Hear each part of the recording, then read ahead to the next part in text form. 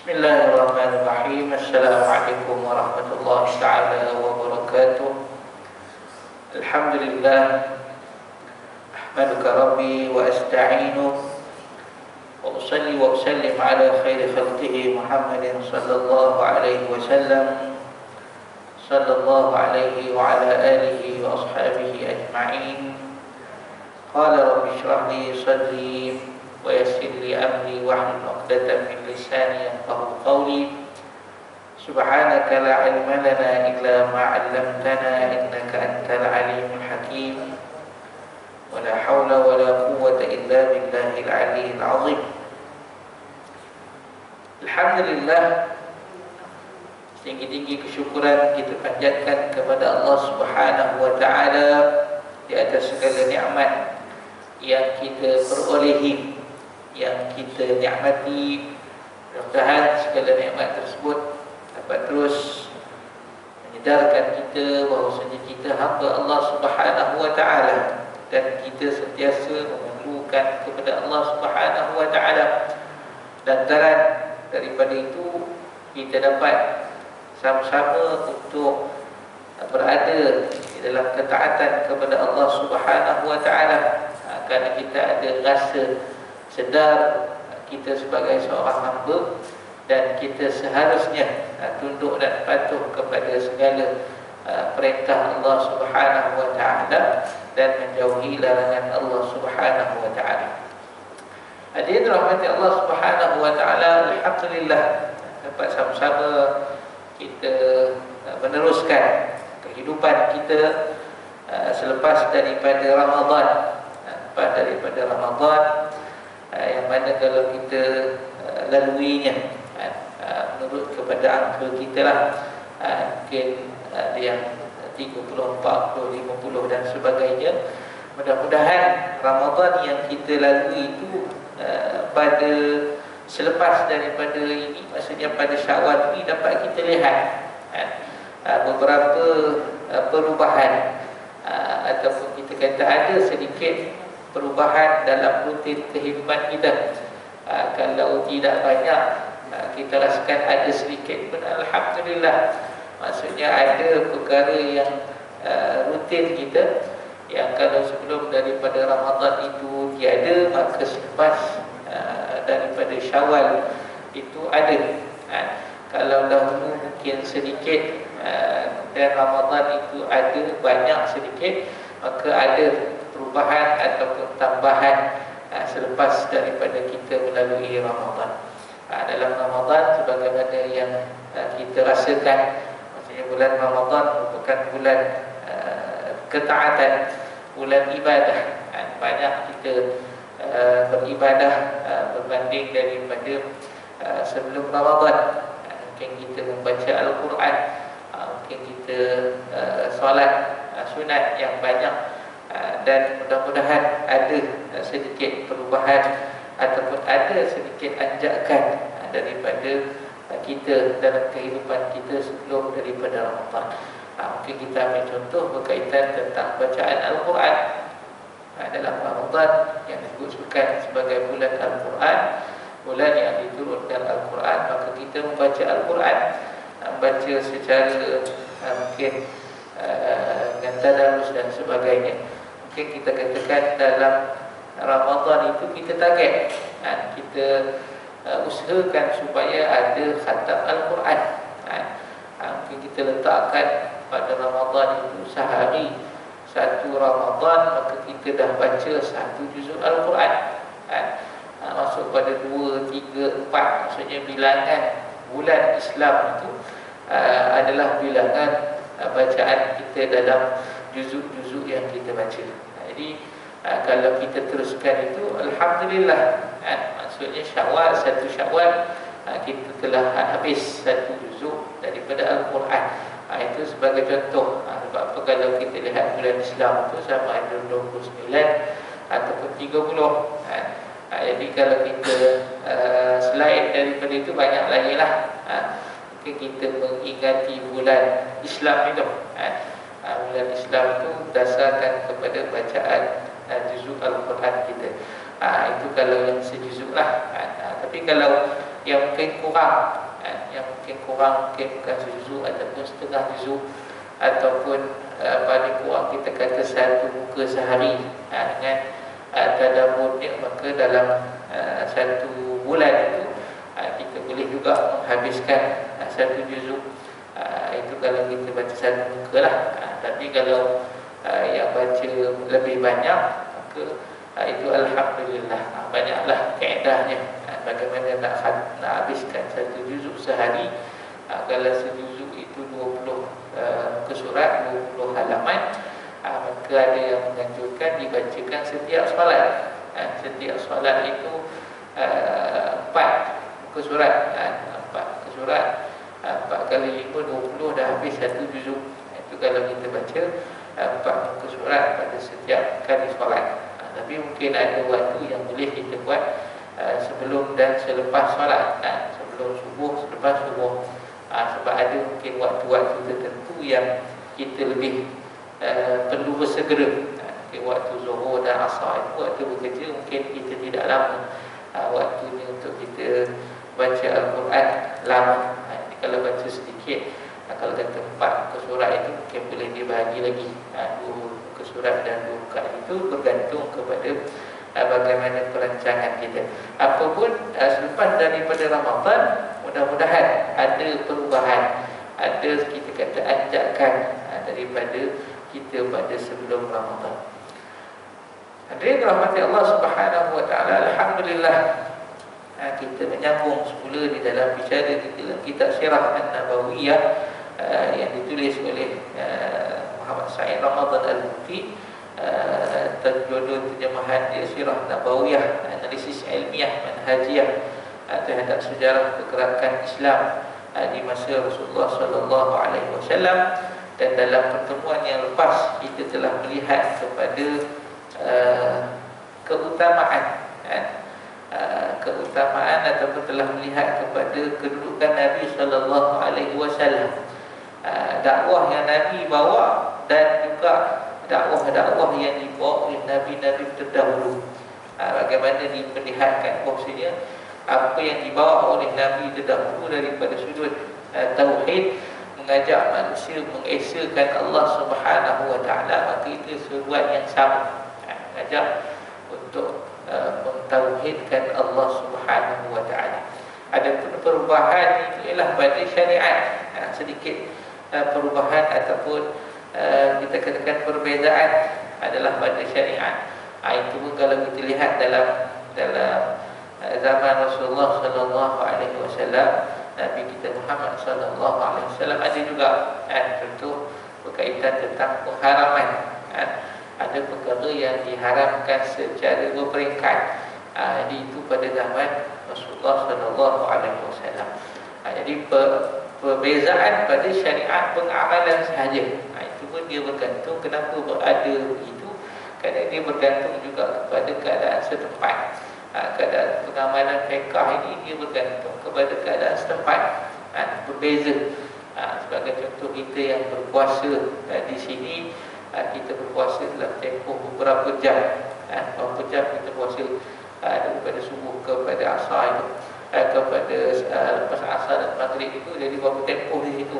Ada negara yang mungkin tempohnya lebih panjang, ada negara yang jadi perbezaan setempat itu juga membawa kepada perbezaan daripada sudut pelaksanaan,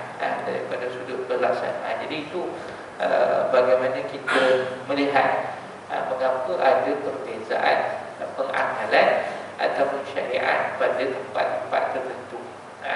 Daripada sudut kita yang berada di sini, daripada sudut zakat kita, maka zakat kita kalau ikutkan daripada sudut makanan kita. Tetapi zakat yang pada hari ini dia dibayar dengan kadar kewangan itu, kewangan. Tapi pada tempat lain yang mungkin kalau negara Arab itu dibayar pada kadar makanan harian itu pada kalau kita mungkin beras, kalau tempat lain mungkin berbeza.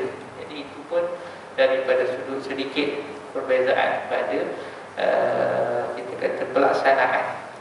Tetapi kalau daripada sudut zaman, maka itu apatah lagi lah, berbeza pada zaman-zaman tadi.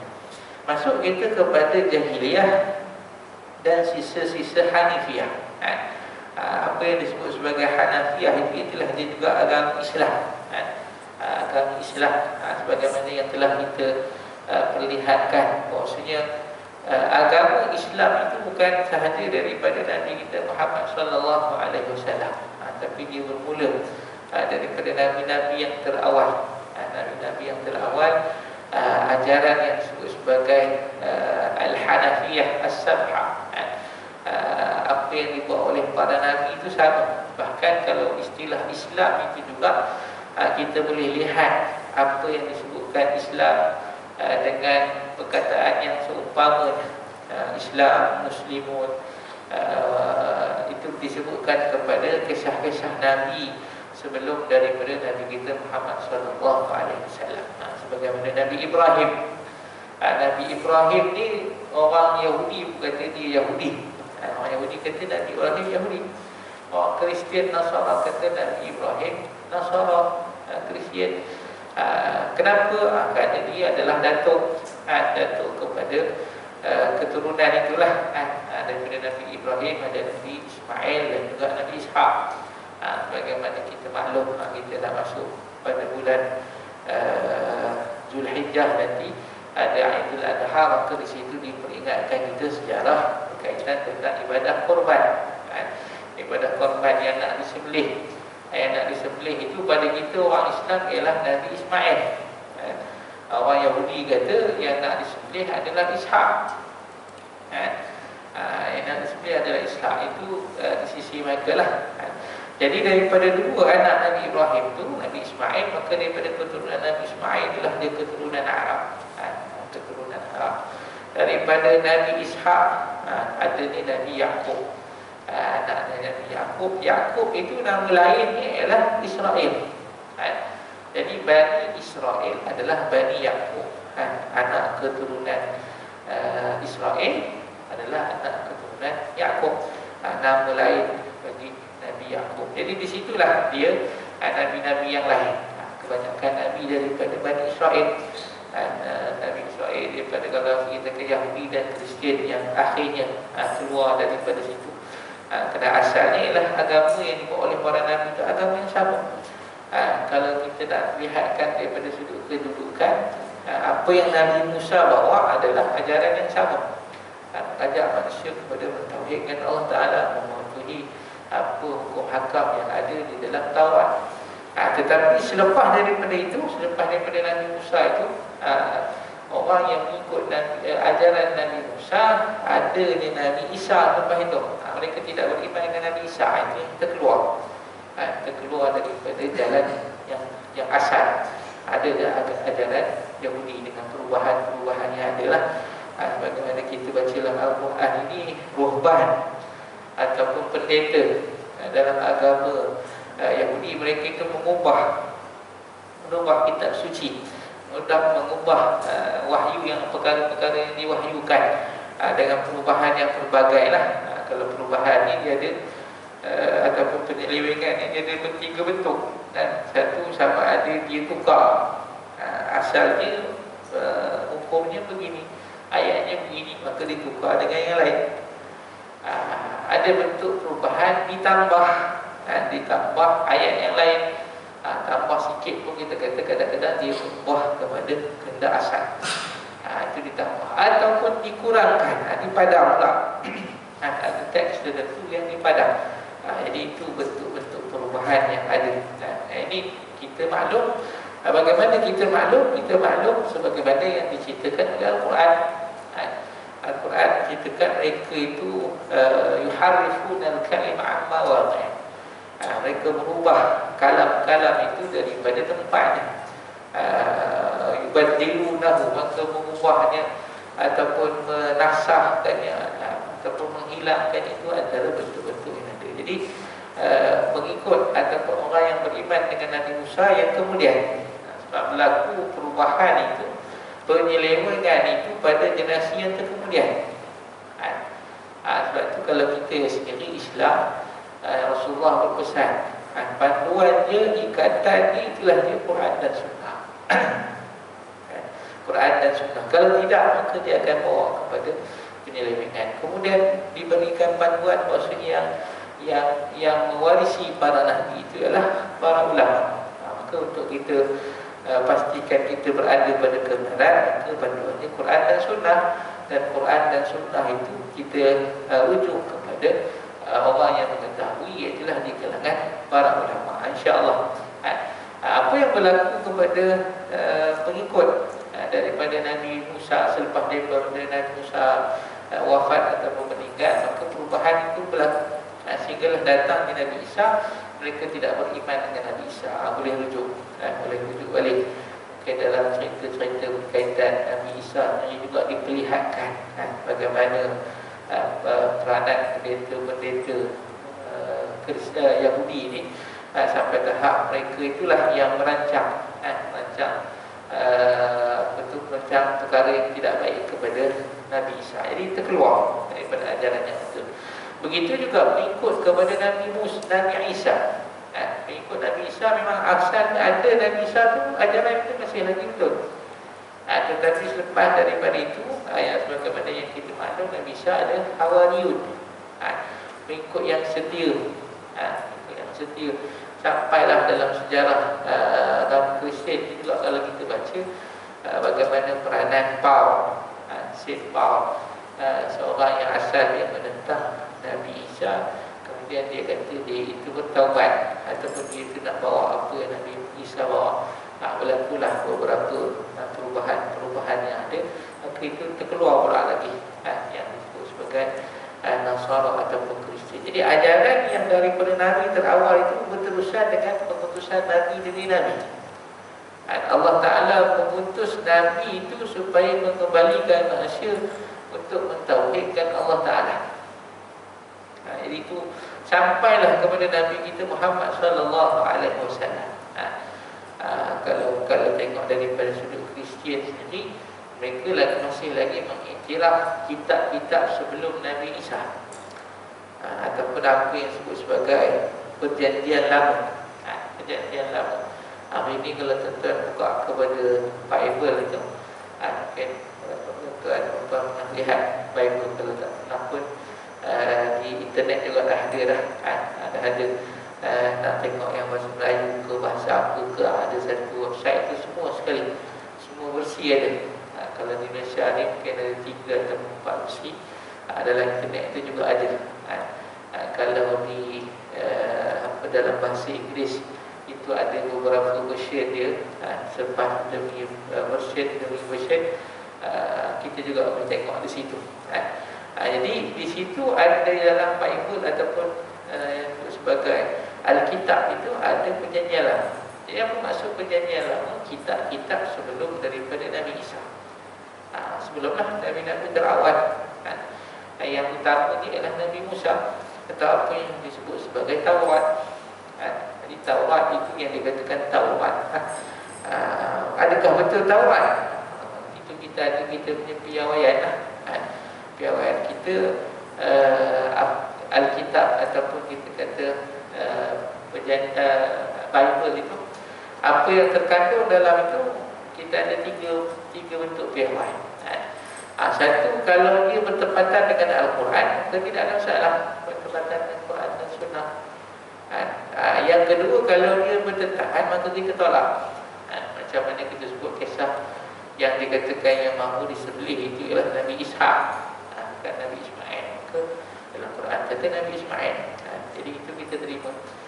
Dan yang ketiga, ini yang umum lah. Maksudnya tidak ada apa-apa pengesahan daripada Quran dan Sunnah mengatakan betul ataupun salah. Dan kita pun status ni ialah KIV lah, begitu.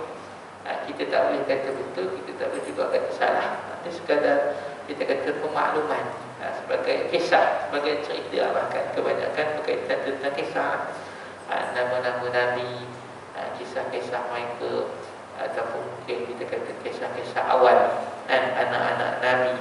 Kalau kita tengok dalam Taurat itu ataupun 5 kitab pertama daripada perjanjian lama itu, yang dikatakan sebagai Taurat, kitab Nabi Musa, maka kita boleh tengok kisah daripada Nabi Adam. kemudian Nabi-Nabi selepas itu sampailah kepada kisah Nabi Musa. Nabi Musa daripada peringkat awal sampailah keluarnya daripada Al-Qutih itu, tempat mereka sesat selama 40 tahun itu, Arba'ina sanah. Jadi situ ada kisah-kisahnya ada. Jadi kisah-kisah itu sekadar kisah lah. Sebab itu kita boleh melihat mengapa ulama tafsir kita mereka juga mengambil kisah-kisah yang ada itu dalam menjelaskan, dalam memberikan gambaran kepada kita apa yang diceritakan dalam Al-Quran. Ini statusnya itu KIV. Maksudnya dia sekadar kisah. Kita pun tahu kisah ni sebenarnya tak ada masalah sangat. Kalau kita tak tahu pun tak ada masalah. Kalau kita tahu, sekadar tahu, dia bukanlah kita katakan sebagai perkara yang kita kata wajib untuk kita mengatakan betul dan salah di situ. Sebagai contoh Ashabul Kahfi. Ashabul Kahfi banyak version yang ada. Dalam Quran mengatakan kamu kata 5 yang ke-6 itu anjingnya, yang kamu kata 6 yang ke-7 itu anjingnya. Jadi Quran sendiri memperlihatkan bentuk yang begitu. Maksudnya secara tepat tidak ada keperluan untuk kita mengetahui secara tepat berkaitan tentang Ashabul Kahfi. Tapi kisah mereka ialah pemuda yang lari daripada pemerintahan yang zalim ketika itu. Kemudian mereka itu berada dalam gua dan ditidurkan selama tempoh yang panjang juga 100 tahun. Kemudian mereka bangun. Jadi itu yang perlu diambil pengajaran. Tapi berapa jumlah sebenar mereka bukanlah satu keperluan sangat. Begitulah juga kisah-kisah yang ada. Jadi itulah sebab mengapa ulama tafsir kita membawa kisah-kisah itu diceritakan dalam kitab tafsir mereka. Datang kemudian menghentam pula kata kepada ulama kita ni masuk kisah Israiliyat. Israiliyat lah sebab sumbernya daripada Bani Israel, orang-orang Israel. Tetapi masalah sebenarnya ialah kitalah kefahaman kita yang tak tahu statusnya begitu. Statusnya sekadar cerita kalau tidak ada pengesahan Quran dan Sunnah. Kalau Quran Sunnah kata betul, maka kita terima yang dikatakan betul. Kalau Quran Sunnah kata salah, bukan begitu gini yang sebenar kisahnya, maka kita salahkan. Jadi itu situasinya. Masalahnya kita interaksi kita lah.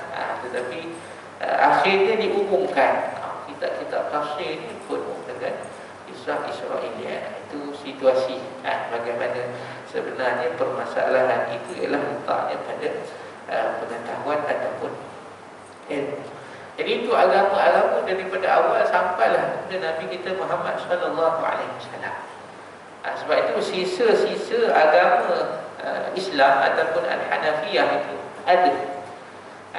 Kalau kita melihat kepada agama-agama secara umum di seluruh dunia juga mungkin kita boleh melihat mungkin agama yang utamalah ada kesan-kesan kita katakan agama Hanafiyah atau agama Islam. Apa kita kata Islam sebab dalam kisah dia sebut begitu. Macam Nabi Ibrahim tadi, Yahudi kata Nabi Ibrahim Yahudi, Kristian kata Nabi Ibrahim Kristian. Quran kata maka anak Ibrahim Yahudi wa Nasraniyah walakin kana hanifan musliman.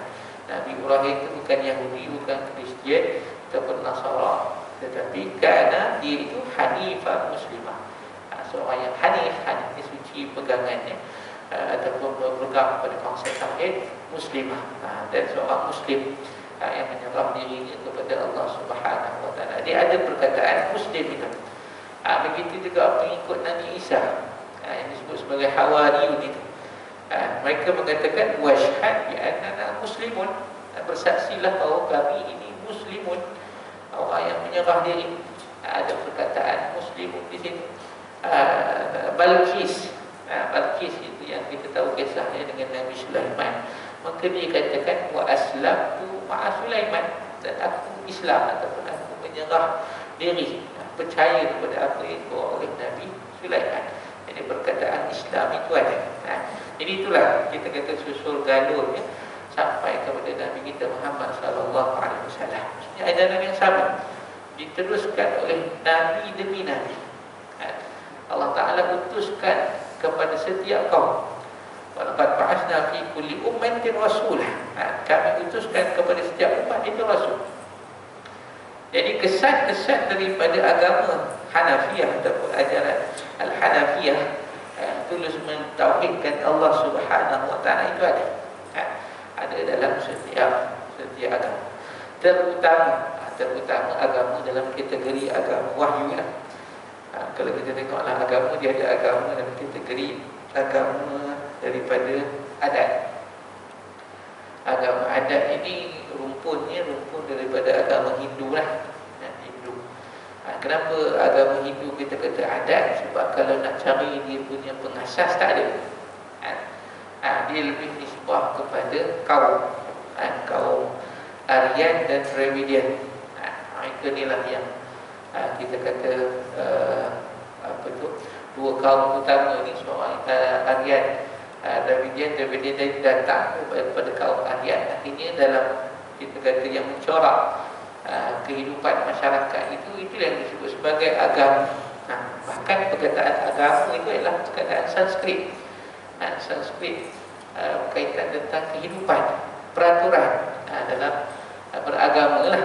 Kita dah sebut agama pun. Jadi itu agama Hindu. Kemudian daripada agama Hindu tu ada pecahan-pecahannya. Agama Jaina kita mungkin tak terdengar sangat di Malaysia ini.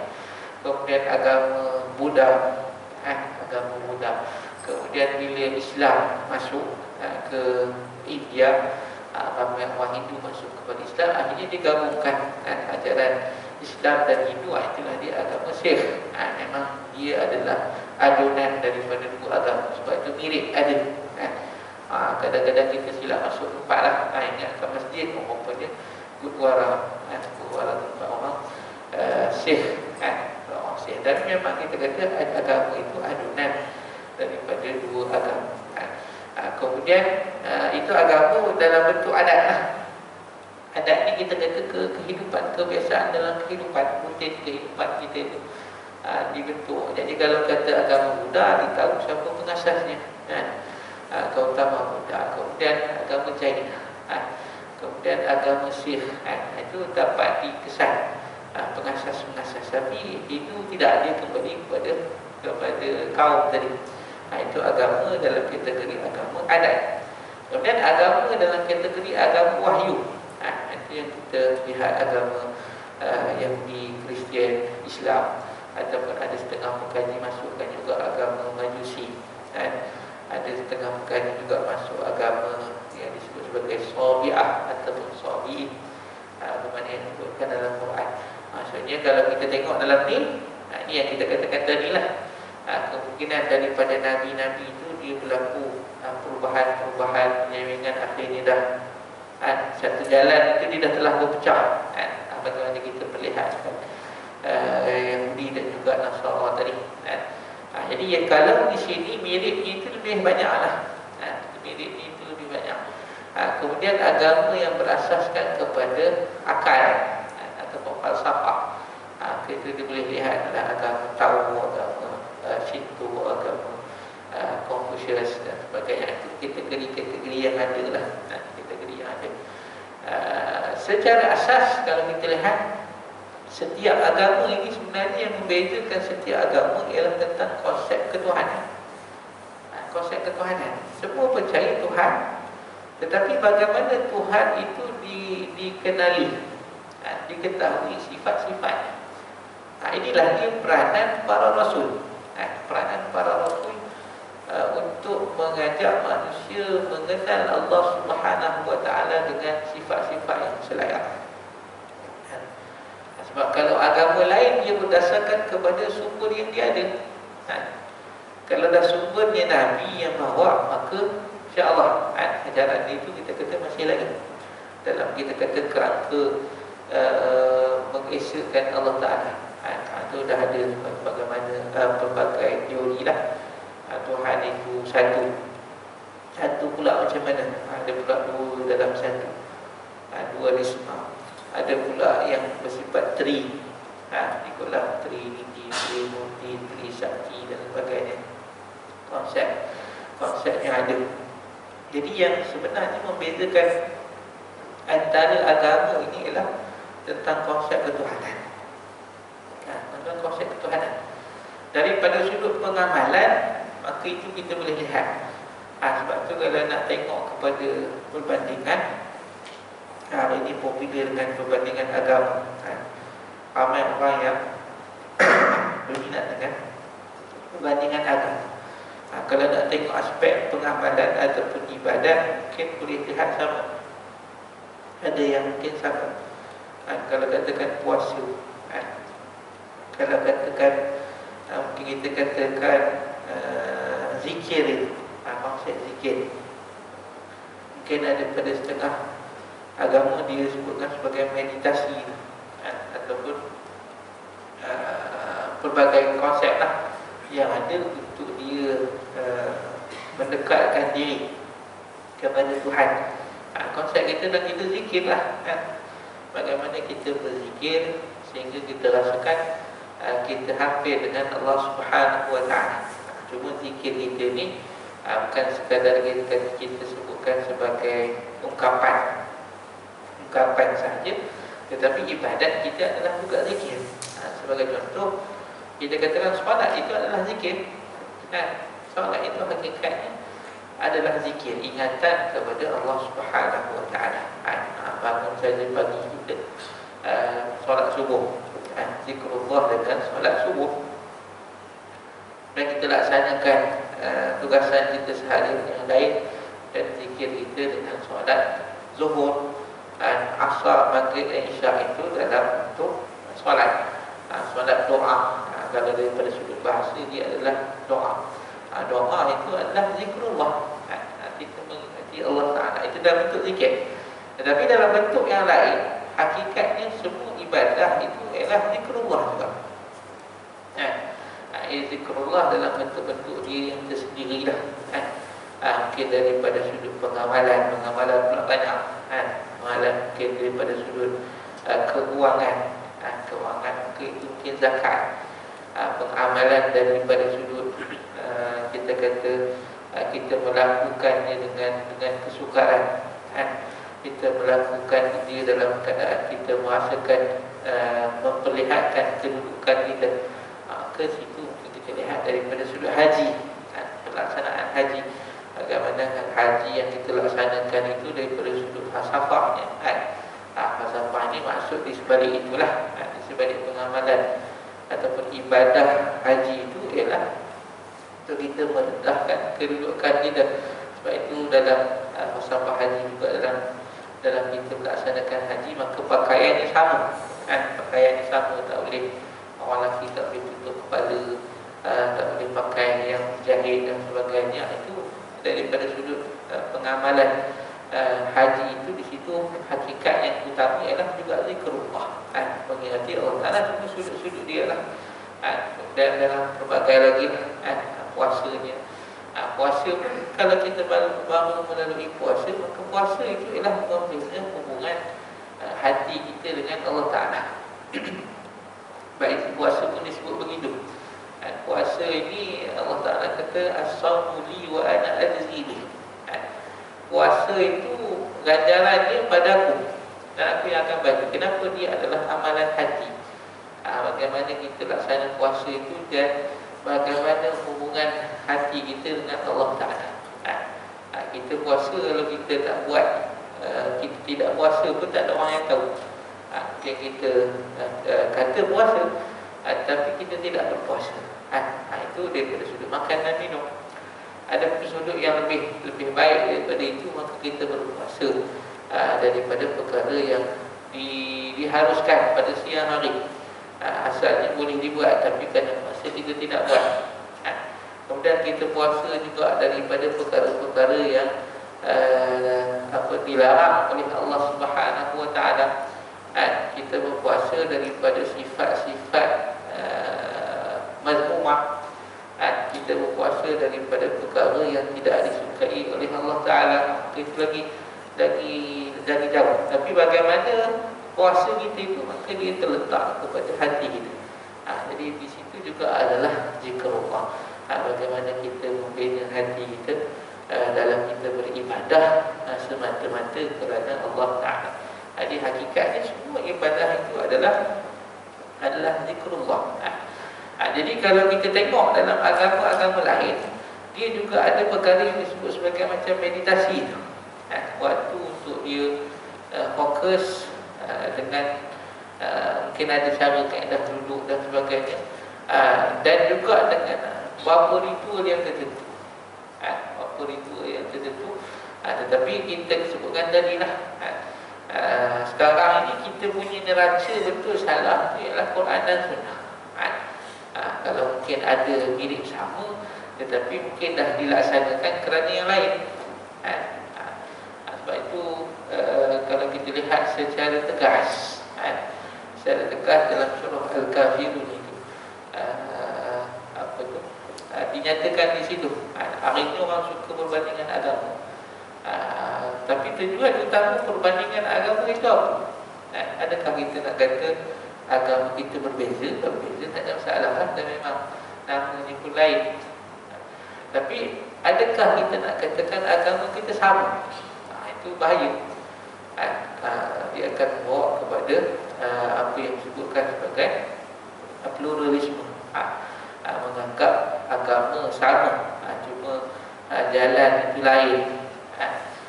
Dah pasti berbeza. Sebab itu perbandingan agama itu daripada sudut namanya pun banyak yang persoalan. Nak buat perbandingan agama tujuannya apa?